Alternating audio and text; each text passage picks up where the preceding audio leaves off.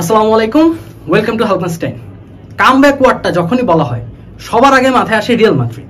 Real Madrid এই comeback ওয়ার্ডটাকে মোটামুটি নিজেদের বাপদাদার জমিদারি বানায় ফেলছে। যদি ব্যক্তির পার্সপেক্টিভে চিন্তা করি, এই কামব্যাক ওয়ার্ডটা মোটামুটি মেসি বা রোনালদো হিসাবে আমরা বলতে পারি এবং অলমোস্টই আমরা এটা বলে থাকি। তো মেসির ক্ষেত্রে কেন? মেসির ক্ষেত্রে আমরা সবাই জানি যে 2014 সালে একদম লাস্ট মোমেন্টে ফাইনালে গিয়ে গোটজে গোল দিয়ে দিছিল, মেসির কাপ নেওয়ার স্বপ্ন শেষ। 18 সালে অনেকটা সেম ক্যাটাগরি হয়েছিল, কিন্তু শেষমেশ 2021 লাস্টে গিয়ে কি হয়েছিল? 21 লাস্টে গিয়ে কোপা আমেরিকা পাইছে এবং 22 ওয়ার্ল্ড কাপে নিজের ঘরে তুলছে। এরপরে যদি আমরা রোনালদো ফ্যানরা যারা আছি, ঠিক আছে, রোনালদো ফ্যানের ক্ষেত্রে কামব্যাক সব থেকে বেশি আমরা বলি যখন জুভেন্টাস আর অ্যাটলেটিকো মাদ্রিদের ইউসিএল ম্যাচটা হয়েছিল। এই ম্যাচের কথা কিন্তু আমাদের সবারই মনে আছে, মোটামুটি যারা ফুটবলকে আমরা দেখে থাকি বা ফুটবল আমরা ফ্যান যারা। এখানে কি হয়েছিল? একদম ফার্স্ট লেগে, ঠিক আছে, অ্যাটলেটিকো মাদ্রিদ 2-0 গোলে আগায় ছিল এবং সব থেকে ইন্টারেস্টিং পার্ট ছিল কি, অ্যাটলেটিকো ফ্যানরা যখন রোনালদোরে পোক করতেছিল, টন করতেছিল, তখন রোনালদো কি বলছিল? ইউ হ্যাভ 0, আই হ্যাভ 5, অর্থাৎ ইউসিএল বলতেছিল। এবং পরবর্তী লেগে রোনালদো মোটামুটি মনস্টার ছিল, ঠিক আছে, গ্যাংস্টার তো বললে ভুল হবে, মনস্টারই, ঠিক আছে, একদম হ্যাট্রিক করে ও দেখাই দিছে যে কেন ও অ্যাকচুয়ালি হইতেছে মনস্টার, ওরে বলা হয় সবাই, ঠিক আছে, কমান্ডো। এখন এই কথাগুলো বললে আমরা সবাই কি বলি? আমরা সমসাময়িক যে স্টুডেন্ট গুলো আছে, প্রথম কথা বলে ভাই এগুলো তো ফরেন ব্লাড, ঠিক আছে, আমাদের মতো দেশীয় আলস্য টাইপ ব্লাড, মানে কি বলা হয়, আইলসা ব্লাড দিয়ে কি কখনো কামব্যাক পসিবল? আচ্ছা, এই যে মানুষটারে দেখতেছো, ঠিক আছে, মোটামুটি ছেলে মেয়ে সবাই এই মানুষটারে চিনে। নাম কি? তাসকিন আহমেদ। এবং দেখতেছো ছবিতে কি হয়? ছবিতে হচ্ছে তাসকিন আহমেদ একটা প্রেস ব্রিফিং এ কাঁদতেছে। এই ঘটনাটা অনেকের মনে আছে কি নাই জানি না। 2019 সালে যখন হচ্ছে ওয়ার্ল্ড কাপের স্কোয়াড ঘোষণা হয়, তখন কি হয়েছিল? তাসকিন আহমেদ ইনজুরি থেকে মোটামুটি সে ব্যাক করার ট্রাই করতেছিল এবং বিসিবি ভাবছিল যে তাসকিন আহমেদকে আর একটু সুযোগ দেওয়া হোক, এখন ও হয়তোবা 100% ফিট না। বিসিবির মিটিং থেকে বের হয়ে তাসকিন আহমেদ এইভাবে অঝরে কান্না করছিল, বাচ্চাদের মতো কান্না করছিল। তখন তার এজ মোটামুটি ছিল কত? আনুমানিক 21 থেকে 23 বছর। মানে 21 থেকে 23 বছরের একজন মানুষ, সে কি করতেছে? পুরা বাংলাদেশের সামনে এইভাবে বাচ্চার মতো কাঁদতেছে। এর পরবর্তী দেখা যায় যে তার 1 থেকে 1.5 বছরের একটা পুনর্বাসন প্রক্রিয়া চলে এবং মোটামুটি সে সোশ্যাল মিডিয়াতে একদমই নাই বললেই হয়েছিল। এই পুনর্বাসন প্রক্রিয়ায়, যেটা এখন আমার অ্যাকচুয়াল টপিক, পুনর্বাসন প্রক্রিয়ায় একটা ছবি খুব বেশি পরিমাণে ভাইরাল হয়েছিল তাসকিন আহমেদের। ছবিটা কিরকম ছিল? জ্বলন্ত কয়লার উপর তাসকিন আহমেদ বল হাতে নিয়ে হেঁটে যাচ্ছে। জ্বলন্ত কয়লার উপর তাসকিন আহমেদ লিটারালি বল হাতে নিয়ে হেঁটে যাচ্ছে, অর্থাৎ সে এই লেভেলের প্যাশনেট হয়ে গেছে যে ও ক্রিকেটের জন্য সবকিছু করতে পারে। এইখান থেকে তখন ভাইরাল হইলো যে অ্যাকচুয়ালি তাসকিন আহমেদ কি করতেছে পুনর্বাসন প্রক্রিয়ায়, এবং দেখা যাচ্ছিল যে ও সবকিছু করতেছে। ওরে যদি ওই আমলে বলা হইতো যে বল হাতে নিয়ে 7-8 তলা বা 20 তলা বিল্ডিং এ রেলিং দেখা হইতো, হাইটা যেতে রেলিং এর উপর, ওর মানে হাঁটতেই পারতো তাসকিন আহমেদ। এই লেভেলে চলে গেছিল। এই হইতেছে আমাদের দেশীয় ব্লাডের কামব্যাক। এবং পরবর্তী বিপিএল এ যে কি করছিল সেটা আমরা সবাই জানি, আর যদি নাই যাই না থাকো অ্যাটলিস্ট গুগল করে দেখো ওর পুনর্বাসন প্রক্রিয়া শেষে যে বিপিএলটা হয়েছিল, ওই বিপিএল ওর পারফরমেন্স কেমন ছিল। এবং গত বছর যে আইসিসি থেকে ওয়ার্ল্ড, মনে করো ওয়ার্ল্ড হচ্ছে 11 এর একটা প্লেয়ার লিস্ট হয়, সবগুলো দেশে মিলে বেস্ট 11, ওই বেস্ট 11 এর মধ্যে তাসকিন আহমেদ ইনক্লুড ছিল। চিন্তা করো, তাসকিন আহমেদ বেস্ট 11 ইনক্লুড, যেখানে খুব সম্ভবত প্যাট কামিন্স বা স্টার্ক ছিল না, প্যাট কামিন্স স্টার্কের মতো প্লেয়ার ছিল না, কিন্তু তাসকিন আহমেদ আছে। এখন কথা হচ্ছে, তুমি যে কোনো কামব্যাক বা একটা স্টাক অবস্থায় থাকা থেকে যখন আমরা বের হয়ে যাই, এই মানুষটার যদি গল্প শুনো, তোমরা 5টা পয়েন্ট কমন পাবা। এই 5টা ভাইটাল পয়েন্ট তুমি কমন পাবে। একটা হচ্ছে ক্লিন ভিউ বা ক্লিয়ার ভিউ, আর কি ক্লিয়ার ভিউ। ক্লিয়ার ভিউ কি জিনিস? ক্লিয়ার ভিউ হচ্ছে ও যে স্টাক হয়ে রইছে, এই স্টাক থেকে ও কেন বের হইতে চায়। ঠিক আছে, তুমি একটা প্রফেশনে আসো, এই প্রফেশনে কোনো সমস্যা আসতেই পারে, তুমি স্টাক হয়ে গেছো, এখন তুমি অ্যাকচুয়ালি স্টাক অবস্থা থেকে বের হওয়ার মূল মোটিভটা কি, এটা তোমাকে আগে জানতে হবে। ঠিক আছে, সেকেন্ড হচ্ছে প্যাশনেট। তুমি ওই প্রফেশনে কতটুকু প্যাশনেট, কতটুকু স্যাক্রিফাইস করতে পারো, এইটা হচ্ছে তোমাকে জানতে হবে আগে। এবং এইটা তোমাকে শুধু জানলেই হবে না, নিজে বিলিভ করতে হবে, কাজ করতে হবে। এখন যারা মোটামুটি যে এইচএসসি ব্যাচ 25, ঠিক আছে, সামনে পরীক্ষা দিবা, তারপরে এখন একটা অ্যাডমিশন ফেজ অনেকে পার করতেছে, হয়তো বা এরকম স্টাক লাইফ তোমাদের হয়ে গেছে, এখন আল্লাহ মাফ করুক হয়ে গেছে, এটা নিয়ে যদি বসে থাকা যাবে না, এটা নিয়ে অ্যাকচুয়ালি বসে থাকা যাবে না। 26 ব্যাচ এখন অনেকেই বলতেছে কমেন্ট সেকশনে বা ইনবক্সে ধুমায়া বলতেছে ভাই কামব্যাক চাই, কিভাবে করতে পারি। তাদের জন্য মেইনলি আগে প্রথম কোশ্চেন হচ্ছে তুমি যে চাচ্ছ অ্যাকচুয়ালি কি চাচ্ছ। এইচএসসি 24 ব্যাচ যারা, তারা চাইতেছে যে ভাই আমার একটা পাবলিকে সিট দরকার, আমি অনেক বেশি ফ্রাস্ট্রেটেড ভাই, ডিউ শেষ, বুয়েট শেষ, চুয়েট শেষ, সামনে যতগুলো অল্প একটু চান্স আছে, এই চান্সটার মধ্যেই আমি একটা পাবলিক সিট চাই। এইটা তোমার ক্লিয়ার ভিউ হয়ে গেছে। প্যাশনেট, তোমরা অলরেডি যারা অ্যাডমিশন ক্যান্ডিডেট আছে, তোমরা অলরেডি অনেক প্যাশনেট শো করে ফেলছো, কিন্তু প্রথম কথা হচ্ছে তোমার টার্গেট যেহেতু একটা সিট,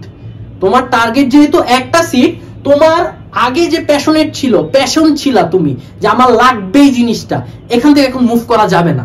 তুমি যদি মুভ করো তাহলে তোমার এই এত দিনের যে পরিশ্রম সবই বৃথা। তোমাকে ওই সেম প্যাশনেট হয়ে আগাইতে হবে যতক্ষণ পর্যন্ত তুমি একটা পাবলিকের সিট কাট করতে না পারো। যারা এইচএসসি ব্যাচ 25 আসো, তোমরা অনেকেই স্কুলে হচ্ছে ভালো স্টুডেন্ট ছিলা, কলেজে হয়তো বা ফ্যামিলি প্রবলেম, পার্সোনাল লাইফ অনেক কিছুই ফ্রাস্ট্রেটেড ছিলা, নতুন একটা কলেজে পরিবেশে খাপ খাইতে পারো নাই, হয়তো এই কারণে পিছায় পড়ছো, পড়াশোনাতে পিছায় পড়ছো। সেই ম্যাচ 26 ব্যাচের জন্য তারা কি জানো, তাদের এখন আগে ক্লিয়ার করতে হবে যে তুমি অ্যাকচুয়ালি কি চাও। তুমি কি মানে শুধুমাত্র এইচএসসি কাট করলে হয়ে যাবে খুশি, নাকি একটা পাবলিকের সিট চাও, নাকি বুয়েটের সিট চাও। তুমি যত বেশি তোমার গোলটাকে উপরে সেট করবা, তত বেশি তোমার স্যাক্রিফাইস মেন্টালিটি রাখতে হবে। এবং এই গোলটা এরকম না যে আজকে একদিন পড়লাম 20 ঘন্টা, ঠিক আছে, পরবর্তী 2 দিন হইতেছে ঘুমায় রইছি, রিলস দেখতেছি, চিল করতেছি, এরকম না। কনস্ট্যান্ট ওয়েতে প্যাশনেট ভাবে কাজ করে যেতে হবে, এরকম একটা মাইন্ডসেট রাখতেই হবে। দুনিয়া উল্টায় যাক, আমার যাতে রুটিনে কোনো রকম চেঞ্জ না হয়, এটা মাথায় রাখতে হবে। এরপর হার্ড ওয়ার্ক, ঠিক আছে, তুমি গরু ছাগলের মতো হার্ড ওয়ার্ক করে লাভ নেই, একদম সত্য কথা। গাধার মতো হার্ড ওয়ার্ক করে খুব বেশি দূর তুমি ইফেক্টিভ ওয়েতে যেতে পারবে না। তোমাকে কি করতে হবে, তোমাকে আগে আইডেন্টিফাই করতে হবে যে হ্যাঁ আমার ডেস্টিনেশন এখানে, এই ডেস্টিনেশন এখানে থাকার জন্য আমাকে কি করতে হবে, আমাকে হচ্ছে এই কাজগুলো সুন্দর মতো করতে হবে, এবং এই কাজগুলো আমাকে ডেইলি করতে হবে, ডেইলি পার্সপেক্টিভে করতে হবে, কোনো হচ্ছে একটা ফ্রিকোয়েন্ট বা টেম্পোরারি করা যাবে না। এটা হচ্ছে হার্ড ওয়ার্কিং। কারণ তুমি দেখো তাসকিন আহমেদ কি করছে, আমি যদি আবার একটু ব্যাক করি, ওর বাসা সম্ভবত আমি যতটুকু জানি বনশ্রীতে, ঠিক আছে, এরকম একটা নিউজ দেখছিলাম, সে যে আফতাব, তোমরা যারা বনশ্রী আফতাবের এখানে পরিচিত, আফতাবের কিন্তু বিশাল মাঠ, ঠিক আছে, আফতাবে কি করতো, ও হচ্ছে ভর দুপুরে বালুর উপরে বোলিং ট্রেনিং করতো। তোমরা যারা মোটামুটি ক্রিকেট খেলো, তোমরা কি করো যে আমরা যখন নর্মাল মাঠে বা সুইটেবল একটা মাঠে বোলিং করি, যতটা না আমাদের স্ট্রেস যায় শরীরের উপর, বালুর মাঠে কিন্তু তার থেকে বেশি পরিমাণ স্ট্রেস যায়, এবং ও ওই বেশি পরিমাণ স্ট্রেস নেওয়ার জন্য প্রস্তুত ছিল, যা ইচ্ছা তাই করতে পারবে। সো এই লেভেলে হার্ড ওয়ার্ক তোমাদের দরকার। তোমরা সবকিছুই করো, তোমাদের সবকিছুই চলে, তোমাদের ফ্যামিলি ঠিকভাবে থাকে, তোমাদের হ্যাং আউট বন্ধুদের সাথে ঠিক থাকে, তোমাদের ফেসবুক অ্যাকাউন্ট খুব রেগুলার ভাবে অ্যাক্টিভ থাকো, সবই ঠিক থাকে, কিন্তু পড়াশোনা ঠিক থাকে না। তোমাকে আমি যদি গুলাও খাওয়াই দেই, তুমি যদি নিজে হার্ড ওয়ার্ক না করো, কিচ্ছু হবে না, লাভ নাই, West of time, West of energy, ঠিক আছে। হার্ড ওয়ার্কের মেন্টালিটি রাখতে হবে যে এট এনি কস্ট আমাকে পাইতে হবে, পাওয়ার জন্য যা যা দরকার আমি সেই লেভেলের পড়াশোনা আমি করতে চাই। সেলফ প্রোগ্রেস, বাঙালিদের, আমরা যারা বাঙালি ব্লাড, ঠিক আছে, বাংলাদেশি ব্লাড, এই বাঙালিদের স্বভাব হচ্ছে আমরা সব মানলেও নিজের ভুলটা কখনো মানতে পারি না, ঠিক আছে। আমি ভালো, বাকি গোটা দুনিয়া হচ্ছে খারাপ। তুমি যতক্ষণ পর্যন্ত তুমি এই যে হার্ডওয়ার্ক করতেছো, এত তুমি পড়াশোনা করতেছো, এই পড়াশোনা হার্ডওয়ার্কে অবশ্যই তোমার গ্যাপ আছে। এই গ্যাপটা যদি তুমি ফিল আপ করতে না পারো, তুমি আইডেন্টিফাই করতে না পারো, তুমি কিভাবে বুঝবা যে তোমার সেলফ ডেভেলপমেন্ট হচ্ছে? তুমি কিভাবে বুঝবা যে ওই গ্যাপ থেকে যদি পরীক্ষায় কোশ্চেন আসে তুমি তো স্টাক হয়ে যাবা, তুমি তো স্টাক হয়ে যাবা। এই কারণে দেখতে হবে কি, আমি হার্ডওয়ার্ক করতেছি, আমি পড়াশোনা করতেছি, এই হার্ডওয়ার্ক আর পড়াশোনার মধ্যে আমার যে কোন জায়গায় গ্যাপ আছে এবং গ্যাপটাকে আইডেন্টিফাই করা, এই গ্যাপগুলো নিয়ে কাজ করা। ঠিক আছে, আমরা কি করি, কোচিং এর পরীক্ষা মনে করো 20 এর মধ্যে 25 পাই, সাপোজ 20 এর মধ্যে 25 পেলাম, 25 পাই মনে করো যে সবার থেকে ভালো নাম্বার পাইছি, আমরা কি করে নাচানাচি করি। কোচিং এর পরীক্ষায় যদি আমি ভালো করি আমার কি কোনো লাভ আছে? তুমি বলো, লাভ আছে কোনো? তুমি 25 এর মধ্যে কেন 20 পাইলা, কেন 25 পাইলা না, এটা তোমাকে আগে ফাইন্ড আউট করতে হবে। কোন 5টা অবজেক্টিভ তোমার ভুল গেছে? কেননা ওই 5টা অবজেক্টিভ থেকে, ওই টাইম থেকে যদি বাই চান্স হচ্ছে বোর্ড পরীক্ষা আসে, বাই চান্স হচ্ছে অ্যাডমিশনে আসে, তুমি তো পারবা না, তুমি তো পারবা না। তার মানে তোমার অ্যাকচুয়াল ফ্যাক্ট হচ্ছে তুমি হ্যাঁ ভালো করছো, আলহামদুলিল্লাহ, স্যাটিসফ্যাকশন, কিন্তু এর পাশাপাশি তোমার কোথায় গ্যাপ যাচ্ছে, কোথায় তোমার প্রোগ্রেসের দরকার, এটা ফাইন্ড আউট করতে হবে। ঠিক আছে, লাস্ট হচ্ছে গাইডলাইন।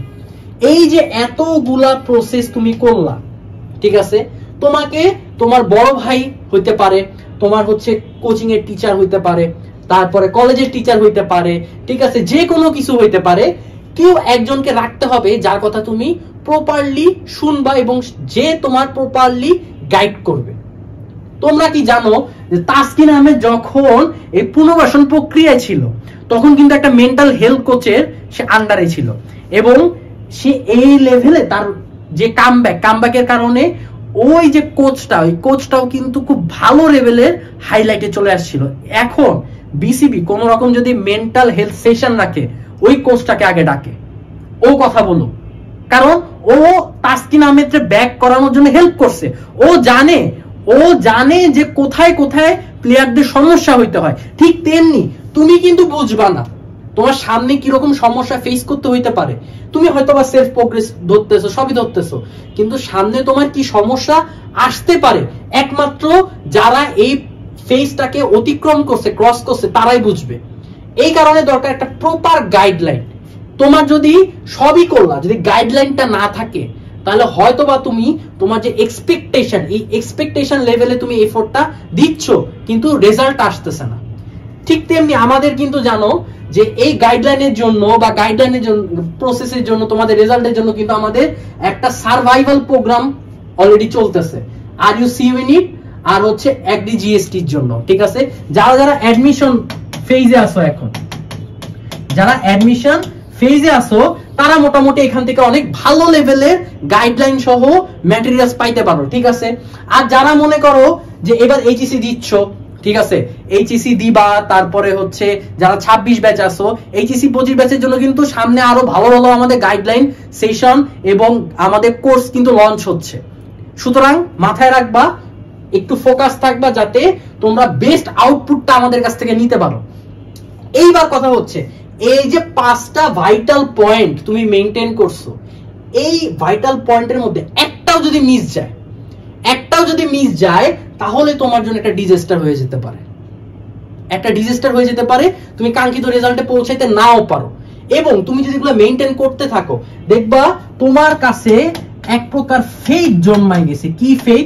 ভাইয়া আমি যাই করি না কেন, আমি এই 5টাকে মেইনটেইন করছি, আমি হার্ডওয়ার্ক করছি, আমি সবই করছি, আশা করি আমি বোর্ড তারপরে হচ্ছে অ্যাডমিশনে একটা ভালো জায়গায় ক্র্যাক করতে পারবো।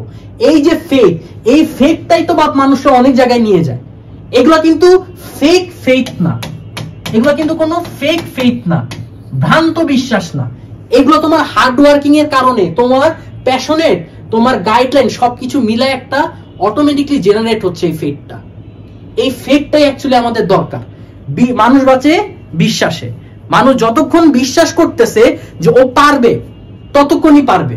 তুমি যেই দিন আয়নার সামনে দাঁড়ায় বলবা যে আমাকে দিয়ে হবে না, তুমি যতই হার্ড ওয়ার্ক করো না কেন, যতই যাই কিছু করো না কেন, তোমাকে দিয়ে হবেই না।